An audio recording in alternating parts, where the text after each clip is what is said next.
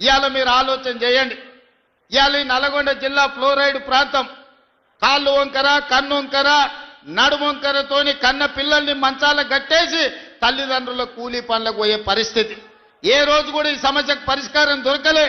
కానీ ఇవాళ ఈ నల్గొండ జిల్లాలో కట్టిన నాగార్జున సాగర్ అయినా, లేకపోతే నల్గొండ జిల్లాలో వెల్లంపల్లి ప్రాజెక్ట్ అయినా, ఏ ప్రాజెక్ట్ అయినా, ధర్మారెడ్డి కాలువైనా, పిలాయపల్లి కాలువైనా, ఏఎంఆర్ ఎస్ఎల్బిసి అయినా కాంగ్రెస్ పార్టీ కట్టినవే కదా. ఆనాడు వెంకటరెడ్డి గారు కొట్లాడి తెచ్చిన ఎస్ఎల్బిసి 30 కిలోమీటర్లు ఉమ్మడి రాష్ట్రంలో టన్నెల్ దొవ్వుతే 10 కిలోమీటర్లు, సంవత్సరానికి 1 కిలోమీటర్ దొవ్వుంటే కూడా ఎస్ఎల్బిసి పూర్తి అయ్యుండేది. 3,60,000 ఎకరాలకు గ్రావిటీ ద్వారా నీళ్లు వచ్చేది. ప్రతి సంవత్సరం 500-600 కోట్ల రూపాయలు లిఫ్టుల కరెంటులకు పైసలు మిగిలేది. కానీ నల్లగొండ జిల్లా మీద కోపంతోని, కసితోని, కడుపులో విషం పెట్టుకొని ఎస్ఎల్బిసిని పడావు పెడితే ఈ రోజు విషపు నీళ్లు నల్గొండ జిల్లా ప్రజలు తాగాల్సిన పరిస్థితి. దీనికి కారణం బీఆర్ఎస్ నాయకులు కాదా అని నేను అడుగుతున్నా. అందుకే అధికారంలోకి వచ్చినెంబడే ఎంకన్నా నీ కళ నువ్వు ఆనాడు రాజశేఖర రెడ్డి గారితో కొట్లాడి తెచ్చిన ఎస్ఎల్బిసిని 2 ఏళ్లలో పూర్తి చేద్దాం, పనులు మొదలు పెట్టని చెప్పి ఉత్తమ్ కుమార్ రెడ్డి గారిని, వెంకటరెడ్డి గారిని, నల్గొండ జిల్లా నాయకులతో మాట్లాడి ఎస్ఎల్బిసి టన్నెల్ పూర్తి చేయడానికి ముందుకెళ్ళాం. అనుకోని ప్రమాదం జరిగింది. 10 ఏళ్ళు పని ఆగిపోవడంతో పనులు చేస్తుంటే ప్రమాదం జరిగి 8 మంది చచ్చిపోయారు. ఏడైనా ఒక మనిషి చచ్చిపోతే ఇంత బాధపడతాం, ఇన్ని కన్నీళ్లు పెట్టుకుంటాం, ఆ కుటుంబాన్ని ఆదుకోవడానికి ప్రయత్నం చేస్తాం. అంతెందుకు, ఒక కాకి చచ్చిపోతే 10 కాకులు దాన్ని చుట్టూతో చేరి సానుభూతి తెలుపుతాయి. కానీ ఎస్ఎల్బిసిలో 8 మంది చచ్చిపోతే మామ, అల్లుడు, బావ, బామ్మార్తి దావతులు చేసుకొని ఇక సంతోషపడ్డారు. ఎస్ఎల్బిసి ఆగిపోయింది, ఇక ఆపేయండి, ఎస్ఎల్బిసి కట్టొద్దు, మనుషులు చచ్చిపోయిందని. ఇంత దుర్మార్గం ఉంటుందా?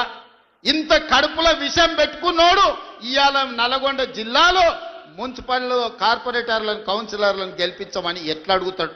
నల్గొండ మీద విషం జిమ్ముతున్న బీఆర్ఎస్ వాళ్ళకు, ఎస్ఎల్బిసి కట్టనోనికి, రేషన్ కార్డు ఇవ్వనోడికి, సన్న బియ్యం పంచనోడికి, ఆడబిడ్డలకు ఆర్టీసీలో ఉచిత ప్రయాణం ఇవ్వనోడికి ఇవాళ మిమ్మల్ని ఓటు అడిగే హక్కు ఉందా? మీరు ఒక్కసారి ఆలోచన చెయ్యండి. సిగ్గు లేకుండా వాళ్ళు వచ్చినా, గంగిరెద్దులోలాక ఇంటి ముందుకు వచ్చినా కర్రు కాల్చి వాత పెట్టండి, సలాకి ఎర్రగా కాల్చి ఈపుల వాతలు పెట్టుర్రి. ఏమన్నా తెస్తే తీసుకోండి, ఏమన్నా ఇచ్చినా తీసుకోండి, కీసలలో లాగులాలు ఏమన్నా ఉంటే అది కూడా తీసుకోండి. మందిని ముంచిన సొమ్ము మస్తుగా ఉన్నది వాళ్ళ దగ్గర. ఒకనొక్కడు ఎకరాలలో ఫామ్ హౌజులు కట్టారు, పెద్ద పెద్ద బెంచ్ కార్లు కొన్నారు, గంజికి గతి లేని వాళ్ళు కూడా. అవన్నీ మనల్ని ముంచిన సొమ్మే, మందిని ముంచిన సొమ్మే. టీఆర్ఎస్ వాడు వచ్చి ఏమి ఇచ్చినా తీసుకోండి, చేయాల్సిన లగ్గం చెయ్యండి. మన అసెంబ్లీ ఎన్నికల్లో ఎట్లయితే మిర్యాలగూడల 40-50 వేలతోని లక్ష్మారెడ్డిని గెలిపించారో, పార్లమెంట్ ఎన్నికల్లో రఘ్వీర్కి 5,60,000 ఓట్ల మెజారిటీ ఎట్లిచ్చిండ్రో, ఇవాళ అదే విధంగా నల్గొండ జిల్లా ప్రజలు కాంగ్రెస్ పార్టీకి అండగా నిలబడండి. ఇవాళ మిత్రులారా, మనం అధికారంలోకి వచ్చిన ఈ 2 ఏళ్లలో 70,000 ప్రభుత్వ ఉద్యోగాలు ఇచ్చినాం, రైతు రుణమాఫీ చేసినాం, రైతు భరోసా కార్యక్రమాన్ని అమలు చేసినాం, 4.5 లక్షల పేదోళ్ళకి ఇందిరమ్మ ఇండ్లు ఇచ్చినాం. ఇవాళ ఆడబిడ్డలకు ఆర్టీసీలో బస్సే కాదు 1000 బస్సులు కొనిపించి, బస్సులో ఉచితమే కాదు 1000 బస్సులకు యజమానులను ఇవాళ ఆడబిడ్డల్ని చేసినాం. ఇవాళ స్వయం సహాయక సంఘాలకు పెట్రోల్ బంకులు నడుపుకోవడానికి ఇవాళ ప్రతి జిల్లాలో పెట్రోల్ బంకులు ఇచ్చి 27,000 కోట్ల రూపాయలు సున్నా వడ్డీకి ఇవాళ ఆడబిడ్డలకు నగదు బ్యాంకులతో ఇప్పించినాం. ఇవన్నీ కూడా ఎలా సాధ్యమైనాయి అంటే ఇందిరమ్మ రాజ్యంలో పేదల పరిపాలన వచ్చినందుకే సాధ్యమైంది. ఇవాళ అన్ని మనమే ఉన్నాం, సర్పంచులు మనోళ్ళే ఉండ్రు, ఎమ్మెల్యేలు మనోళ్ళే ఉండ్రు, ఎమ్మెల్సీలు మనోళ్ళే ఉండ్రు, మంత్రులు మనమే ఉన్నాం, ప్రభుత్వం మనమే ఉన్నది. మరి ఏనైనా మన కాలనీలలో ఎవడన్నా అప్పి తప్పి బీఆర్ఎస్ వాడు కౌన్సిలర్, కార్పొరేటర్ అయితే ఇక వాడు మనకేమన్నా పని చేస్తాడా? ఒకసారి ఆలోచన చేయండి. 10 ఏళ్ళు వాళ్ళే ఉన్నారు, 10 ఏళ్ళు పరిపాలన చేసిరు, మొత్తం తెలంగాణను దోసుకున్నారు, 1,000 కోట్ల రూపాయలు సంపాదించుకున్నారు. ఆస్తులు సంపాదించుకుంటే పర్వాలేదు, 7 అంతస్తుల మేడలు కట్టుకుంటే పర్వాలేదు, కానీ పెళ్ళా మొగుడు ఫోన్లలో మాట్లాడుకుంటే కూడా ఫోన్లు విన్నారా? ఇంత సిగ్గు తప్పినోడు ఎవడన్నా ఉంటాడా? వాళ్ళ బతుకు చెడ పెళ్ళ మొగుడు మాట్లాడుకుంటే కూడా జోలి ఇంటాడా ఎవడన్నా? జడ్జిలను వదలలే, జర్నలిస్టులను వదలలే, ప్రతిపక్ష నాయకులను వదలలే, పెళ్ళ మొగుడు జోలి వదలలే, సినిమా తారాలు మాట్లాడుకుంటుంటే వాళ్ళను కూడా వదలలే. ఎవడు ఏది మాట్లాడుకున్నా వాని ఫోన్లలో ఏం మాట్లాడుకుంటుండో వీడికి ఎందుకయా? ఈడేమన్నా మనిషేనా? అసలు మానవ జన్మ ఎత్తడానికి అర్హత ఉందా?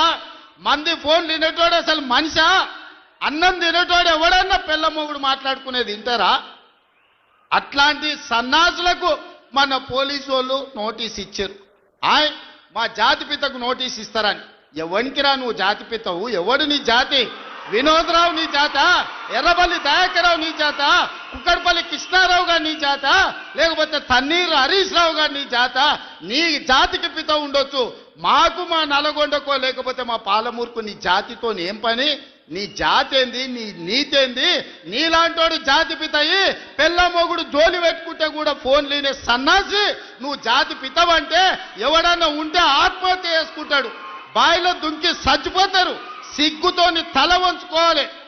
ఇట్లాంటి ఘోరమైన క్రూరమైన నేరాలు చేస్తే పోలీసు వాళ్ళు పట్టుకొచ్చినట్టు వానికి ముఖానికి ముసుగు తొడిగి కండ్ల కాడికి ఇట్లా పొక్కలు పెట్టి పట్టుకుతారు. ఆయన ముఖం మందికి చూపియొద్దాడు. మన పోలీసు వాళ్ళు పిలిచినప్పుడు హరీష్ రావును కేటీఆర్ని అందరినీ ముఖానికి ముసుగు తొడిగి పట్టుకొచ్చేది ఉండే, లేకపోతే ముఖానికి మసి ఊసి పట్టుకొచ్చి పోలీసుల ముందర పెట్టేది ఉండే. పోలీసు వాళ్ళు మంచోళ్ళు కాబట్టి ఏమనలేదు. మా జాతిపితకు నోటీస్ ఇస్తావా? మా జాతిపితకు నోటీస్ ఇస్తే తెలంగాణ సమాజానికి అంత ఇచ్చినట్టే అంటాడు. అట్లనే అనుకుందాం. ఒకవేళ మీకు నోటీస్ ఇస్తే తెలంగాణ సమాజానికి ఇచ్చినట్టే అంటున్నావు కదా, మరి నీ జన్వాడలో ఉన్న ఫామ్ హౌస్ మా తెలంగాణ ప్రజలదా? నీకు నోటీస్ ఇస్తే మరి తెలంగాణ అందరికి ఇచ్చినట్టయితే నీకున్న ఎర్రవల్లి ఫామ్ హౌస్ తెలంగాణ సమాజం అందరికి ఇస్తావా? జన్వాడలో నీకున్న ఫామ్ హౌస్ అందరికి ఇస్తావా? మొయినాబాద్లో హరీష్ రావుకున్న ఫామ్ హౌస్లో అందరినీ రాణిస్తావా? మీ టీవీలు మీ పేపర్లు మాకు ఇస్తావా? వేల కోట్ల రూపాయలు తెలంగాణను కొల్లగొట్టిన దాంట్లో తెలంగాణ నిరుద్యోగులకేమని ఇస్తావా? ఎమ్మెల్యేలు, ఎమ్మెల్సీలు, రాజ్యసభలు, లోక్సభలు, మంత్రులు, ముఖ్యమంత్రి అన్ని మీరే తీసుకున్నావు. తెలంగాణ సమాజానికి ఇచ్చినవా? ఒక్క శ్రీకాంతాచారి తెలంగాణ కోసం ప్రాణత్యాగం చేస్తే శంకరమ్మ ఎక్కడుందో కూడా తెలియదు వాళ్ళ తల్లికి. కనీసం మొట్టమొదట తెలంగాణ కోసం ప్రాణత్యాగం చేసుకున్న శ్రీకాంతాచారి తల్లి కూడా చిన్న బాధ్యత ఇవ్వకపోతివే. జాతిపిత అంటే ఎవరయ్యా అంటే తెలంగాణ కోసం సర్వం త్యాగం చేసిన ప్రొఫెసర్ జయశంకర్ జాతిపిత అవుతాడు. లేకపోతే ఆంధ్రప్రదేశ్లో పార్టీ చచ్చిపోయినా, తెలంగాణలో అధికారం కోల్పోయినా, కేంద్రంలో ప్రభుత్వం పోయినా పర్వాలేదు అని తెలంగాణ రాష్ట్రం ఇచ్చిన సోనియమ్మ తెలంగాణ తల్లి అయితే తప్ప నీలాంటి దోపిడీదారుడు, దొంగ, లుచ్చ నువ్వెట్లా జాతిపితవైతావని నేను అడగదలుచుకున్న. మిర్యాలగూడ నుంచి సిగ్గులేని మాటలు మాట్లాడతారు. ఇవాళ చేసిన తప్పులకు తల వంచుకొని ముక్కు నేలకు రాయాలి. తెలంగాణ సమాజం ముందల తెలంగాణ సమాజాన్ని క్షమాపణ అడగాలే తప్ప ఇవాళ ఇంకా సిగ్గులేని మాటలు మాట్లాడుకుంటూ బీఆర్ఎస్ వాళ్ళు తిరుగుతారు. ఇక ఈడ కూడా మీ దగ్గర ఒక ఆయన ఉన్నాడు, నక్క చిత్తుల భాస్కర్ రావు అని. ఎవడయా భాస్కర్?